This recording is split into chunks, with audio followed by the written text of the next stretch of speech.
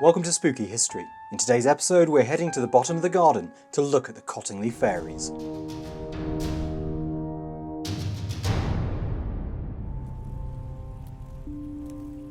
Oh, to be a child again, to disappear from this world into any dream you like, to create your own private universe where every favourite fantasy is real. What child would want to give that up? What bliss. Maybe that's why so many adults can't give it up either. Maybe such fantastical freedom is a drug of hope and release, such as the spark of joy ignited in Sir Arthur Conan Doyle's heart when he first gazed upon the pagan serenity of the Cottingley Fairies. Picture it. Once upon a time, a young princess sets out on an amazing adventure. In 1917, little 9-year-old Frances Griffiths embarks on a long journey that will change her life forever and immortalise her name. Travelling all the way from South Africa with her mother, the two arrive at the sleepy village of Cottingley near Bradford in West Yorkshire, England. Frances knows no one. She is a friendless stranger. Fortunately, she is not alone for long. For here in Cottingley they dwell with an aunt and her daughter, a 16-year-old cousin, Elsie Wright.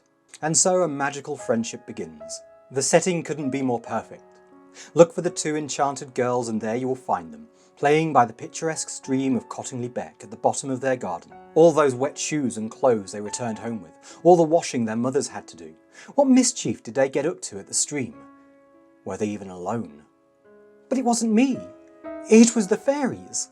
How often have you heard or made that argument? But how often have you seen one go further and prove it?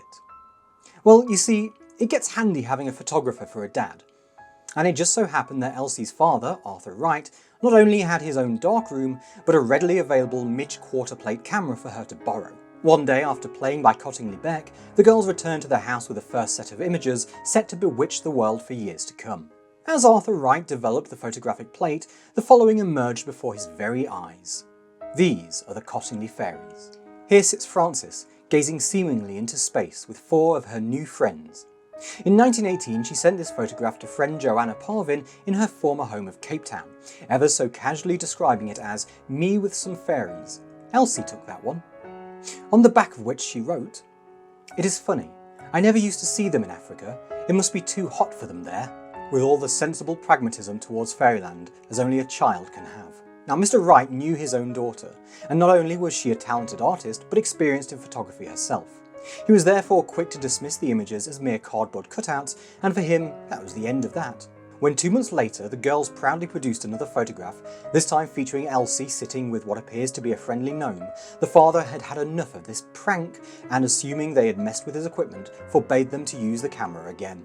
His wife, Polly, as it turned out, was not so tough to convince. After showing both photographs to her local Theosophical Society, she allowed their display at the Society's annual conference in Harrogate.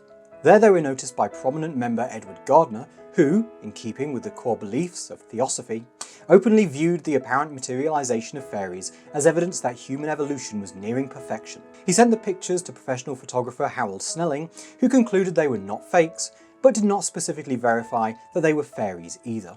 Nonetheless satisfied, Gardner had more enhanced negatives printed and continued using the photos to push his theosophical beliefs, exhibiting and selling them at his lectures around the country. Next to arrive on the scene would be the Cottingley Fairies' biggest historical fan of all. Who would want to disappoint a celebrity that'll otherwise never know you exist? One of the most famous and renowned authors in the world, for instance. And passionate spiritualist to boot. Someone sure to believe you. What an advocate. What an opportunity. What not everyone realises is that Sir Arthur Conan Doyle perhaps already had very personal if biased reasons for his interest in defending fairyland. His father, Charles Altamont Doyle's alcoholism and depression led to a prolonged duration on psychiatric wards in his later years. And of all the pieces of art his father produced there, many were paintings of, you guessed it, fairies. Hence it so happened that Sir Arthur Conan Doyle was already writing an article on the subject for the Strand magazine Christmas issue, when in 1920, he learned of the girls' photographs and subsequently wrote to Gardner and then the Wright family requesting permission to use the images for his published piece. Interestingly, or wisely erring on the side of caution, Elsie Wright's father agreed to this flattering request from a celebrity but waived payment. Despite seeking but receiving no concrete authentication from the companies Kodak, Ilford and physicists at Oliver Lodge, ever-optimistic believers Gardner and Doyle pressed on regardless. During school holidays in 1920, Gardner personally visited the Wright family, bringing with him 2 folding plate cameras, including 24 photographic plates he secretly marked, thus also prompting them to invite Frances to stay for summer. I went off to Cottingley again, taking the 2 cameras and plates from London, and met with the family and explained to the 2 girls the simple workings of the cameras, giving 1 each to keep. The cameras were loaded, and my final advice was that they need go up to the glen only on fine days as they had been accustomed to do before and entice the fairies, as they called their way of attracting them, and see what they could get. Poor Mother Elsie was sent off to take tea elsewhere, since according to the girls, fairies don't fancy an audience during photo shoots and won't show up with gawkers about. Naturally. Gardner adds, I suggested only the most obvious and easy precautions about lighting and distance, for I knew it was essential they should feel free and unhampered and have no burden of responsibility. Slightly ironic choice of words. Several days later, Gardner would receive some photographic plates in the post. He was not disappointed. These images are referred to as Frances and the Leaping Fairy, Fairy offering posy of hairballs to Elsie, and Fairies and their sunbath. No doubt beside himself, an ecstatic Gardner telegrammed Doyle, who was on tour at the time. Both grown men appear happier than the children themselves.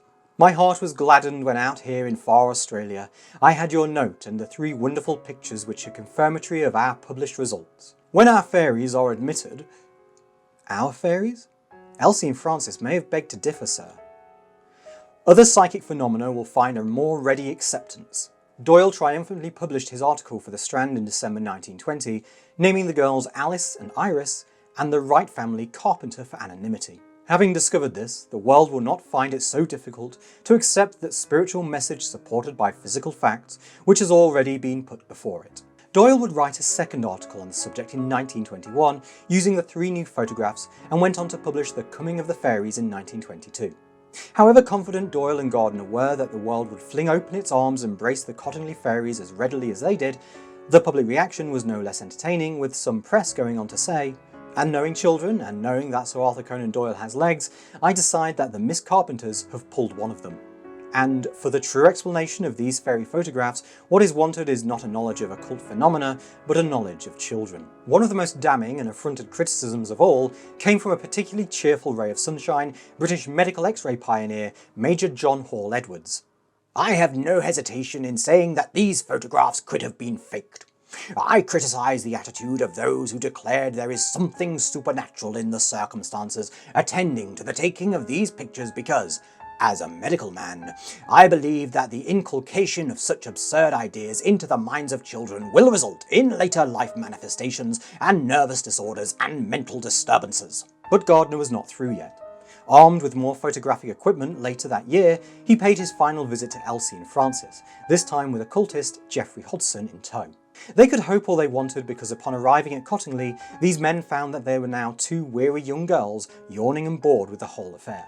So bored in fact that they couldn't be bothered to cooperate, telling the gentlemen they saw no fairies today. Ironic then, when these 2 children, who had started the whole sensation, looked on as their adult visitor became the child. One can only guess to what degree occultist Hodgson had gotten his hopes up, but according to his considerable volume of notes, he saw fairies left, right and centre. The hapless children, not taking him seriously for one moment, felt compelled to string him along. Of course, time passed. Public enthusiasm waned despite Doyle sticking to his beliefs. The girls grew up, married and moved on. Even so, much later in life they would still prove a tough pair of nuts to crack. When press attention briefly resurfaced in 1966, 1971 and 1976, Elsie and Frances acknowledged that fairies couldn't be real, but refused to admit if the photos were faked, instead rigidly insisting the images were figments of our imagination, and that's what I'm sticking to. Nevertheless, after 57 years, it appeared the appetite for investigation was back, enough to prompt magician and skeptic James Randi to examine the famous images with the Committee for the Scientific Investigation of Claims of the Paranormal in 1978. An equally scientific investigation was undertaken by Geoffrey Crawley of the British Journal of Photography in 1982. Using all the latest computer technology and scientific analysis in the face of 2 stubborn old ladies, once playful young children, these spectacularly learned men succeeded not only in telling us what plenty decent photographers had already said over half a century ago, but that, shock horror, the fairies were being held upright by strings. Others have also since pointed out that constantly moving fairy wings would likely be a mere blur on the image given the technology of the era. In any case, it was 1983 when Francis and Elsie finally revealed in the Unexplained magazine that the fairies were cardboard creations made by Elsie, copied directly from dancing figures in a popular 1914 children's publication, Princess Mary's Gift Book. All the artistic Elsie Wright had to do was add wings and maybe some finishing touches. The fairies were kept in place not with strings, but hatpins. Frances also stated in her 1983 memoirs, "I hated those photographs from the age of 16, when Mr. Gardner presented me with a bunch of flowers and wanted me to sit on the platform at the Theosophical Society with him. I realised what I was in for if I did not keep myself hidden. Let's hope that's not as creepy as it could be interpreted." The photographs and all their paraphernalia have sold for many thousands in the years since, and in any case, one has to admire these two women. Personally, if I had managed to fool some of the supposedly smartest grown-ups in the country of the time, I'd be proud enough to defend that little achievement to the grave too. Said Elsie and Francis, "Two village kids and a brilliant man like Conan Doyle. Well, we could only keep quiet. And I never even thought of it as being a fraud. It was just Elsie and I having a bit of fun, and I can't understand to this day why they were taken in. They wanted to be taken in." But the cousins never seemed to reach an agreement over one particular photograph. The last one taken of the Cottony fairies, the fairies and their sunbath. Seated on the upper left-hand edge with wing well displayed is an undraped fairy apparently considering whether it is time to get up. An earlier riser of more mature age is seen on the right, possessing abundant hair and wonderful wings. Her slightly denser body can be glimpsed within her fairy dress. Eyes up here, Sir Conan Doyle. Behave yourself. First of all, both women claim to have taken it. Secondly, according to Elsie, who had even written a 9-page letter explaining the trickery, this image was also fake. But not so Francis, who in 1982 stated, "It was a wet Saturday afternoon and we were just mooching about with our cameras, and Elsie had nothing prepared. I saw these fairies building up in the grasses and just aimed the camera and took a photograph." Geoffrey Crawley suggested a year later in his letter to the Times that the image was simply a double exposure, thus explaining the confusion. Then again, anyone familiar with fairies knows that they're mischievous. Sometimes even wicked. Wicked enough to take a leaf out of old Nick's book and convince the world they definitely don't exist by hiding in plain sight. Because don't forget, in spite of everything Elsie and Francis maintained until their dying days that, though most of these famous photographs were indeed faked, the fairies they'd met as children at Cottingley Beck once upon a long time past were not. I hope you enjoyed that video. Don't forget to share and comment, give us a like on Facebook, a follow on Twitter and a sub on YouTube where we have videos every Wednesday. You can support us over on Patreon to get early access, as well as access to all Noisy Ghost output at patreon.com/noisyghostents. If you have suggestions for topics you'd like us to cover, leave them below and please, do have nightmares. Goodbye.